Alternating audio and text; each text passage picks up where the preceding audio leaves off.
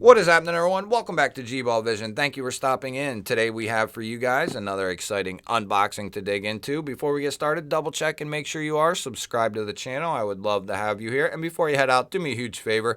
Hit that thumbs up button. I greatly appreciate it, everyone. It really helps push the video out there so more people have a chance to check it out. And feel free to let me know what you're carrying in your pockets today down in the comments. I love hearing from you guys.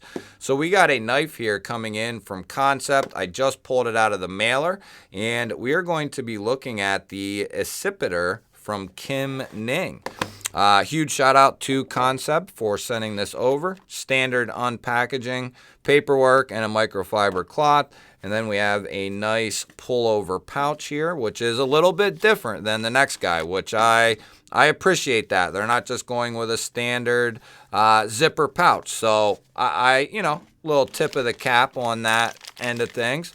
So I've never handled the Accipiter before. I don't believe it's a new model, but I think they're coming out with new versions. Correct me if I'm wrong on that, but I don't think this is a new model, but it is a model I've never checked out before. And we're looking at a flipper design, and this has a beautiful stonewash blade.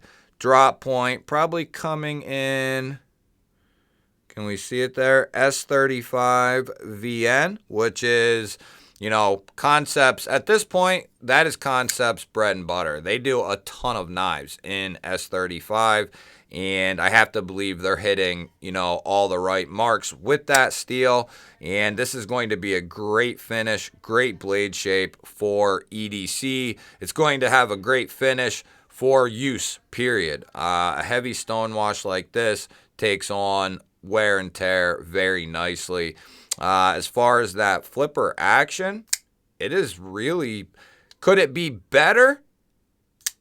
It could be a little bit better, but it's pretty damn snappy. Even if you lollygag it, of course I can fail this flipper by pushing, doing like a half push. I don't count that. But if I can lightly pull down on that and it's still going to fire all the way open, that's just me lollygagging it, and it's still, it's still pushing itself open. So it's pretty decent, and that push button really makes it snap out of the handle there. So I'd say it's pretty good. On a scale of 1 to 10, probably like a 6.5 or so. So, 7.5 being like the sweet spot maybe. So it's close. The closing action is pretty damn good as well. Nice and clean, nice and smooth, nice and controlled. Very clean action. It's a good size as well. Feels pretty good in hand. Titanium backspacer, integrated lanyard post. We have a milled tie clip, and we have titanium pivot collars, it looks like. And then a crazy green carbon fiber, which I don't know what they're calling that. Green carbon fiber. Okay. So I don't know if it's a fat carbon fiber, if it's just a regular, carbon fiber. It looks pretty good, though. Not that I'm a connoisseur of carbon fibers, but I think that one looks pretty damn clean, pretty good. I know there's been some discrepancy about certain carbon fibers, but as long as somebody's not calling something else that it's not that thing, I'm good with whatever, it is what it is. As long as there isn't, a fat carbon fiber this, and it's actually not fat carbon fiber, then, then I have an issue. But if they're just calling it red and white and blue carbon fiber, then whatever, And I have to think some of those, this is what I think. It's this way with a lot. They're going to they put out some of these carbon fibers, and they put those out for feelers, guys. They get responses back on those carbon fibers, that the knockoff, so to speak.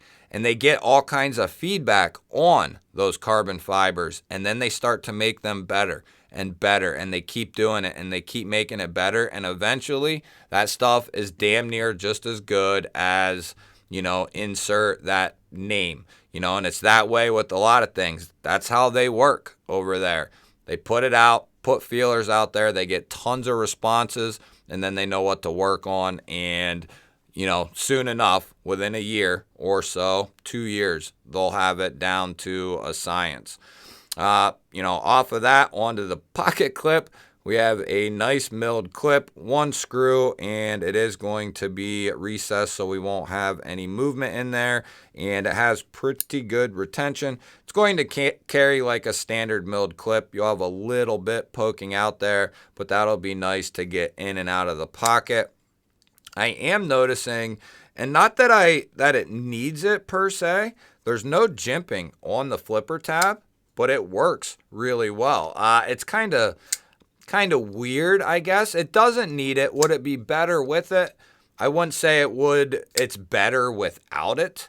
You know, I think all flippers could and, you know, probably should use it. But in the case of this, it works pretty well either way. But it's just weird that you have a flipper only and there's no jimping. Can we? No. Yeah. I was going to say the detent's pretty stout to the point where it's kind of hard to get in there to actually flick it. I can do it, but definitely ain't going to be very fun. I think this is going to be just, well, I might be, no, it's going to be tough. It's mainly going to be a rear flipper. I was going to say I can do it, but it's not like a natural thing. I really got to try. So in that case, calling it a flipper only for sure. Why don't we go ahead and we'll check what kind of edge they put on that S35. Kansept has been doing for the last year or so an extremely bang up job on their entire line of knives. But especially these more premium ended Kansepts, they have been doing a really, really fine job. And it's been awesome to see because, you know, they were a company that I really had my eye set on, you know, over the last couple of years. And, you know, they weren't putting out a ton of new models. So it was kind of easy to stay in touch with them. But now they're starting to put new models out. They're working with a lot of different designers, and I don't mind seeing it at all, revamping older models and, you know, throwing maybe upgraded materials on them, different materials, that sort of thing. So I'm definitely, you know, I'm happy with what they're doing right now. If they can keep this up, keep putting new models out, upgrading other models, I think they're really starting to compete with the, you know, the rest of everyone else in that price range. I think they are, and some of their OEM work has been exceptional stuff. So I really like what they have been doing. We're going to go ahead and run our final test and see how well that blade is holding up in there. We do have a perfectly centered blade, even after all that flipping and flilling. We have a positive lockup up and down, and a very good lockup side to side. We're looking at a pretty good lockup there. That's going to be right about 45%. I'll check detent lash, which there is none. And there's no pivot lash. So for all intents and purposes, we got a pretty solid knife here. Let's check.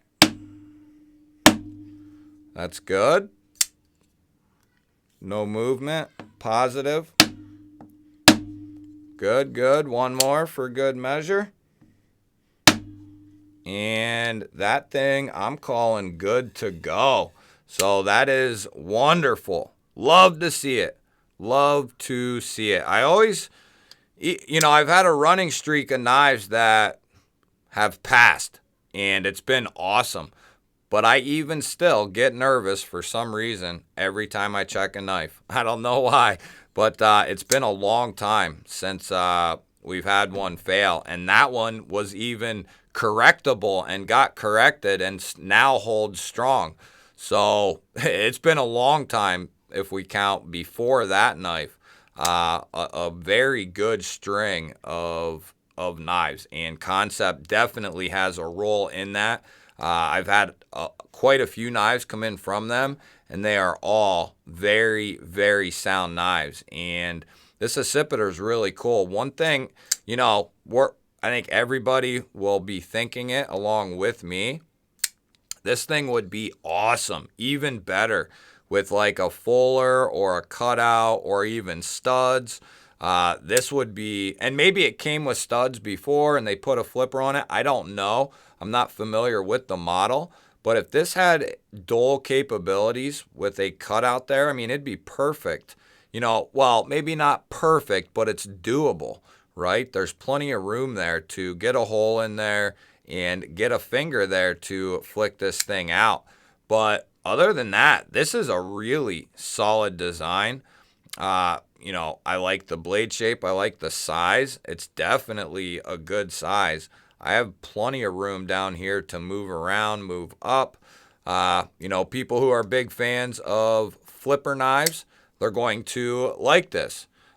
People who don't really like so much flippers, or they would rather multi forms of deployment, you know, probably not going to be for you either, unless you just really love the design or the materials or the designer, you know, something like that. But definitely a solid little flipper here, the Accipiter.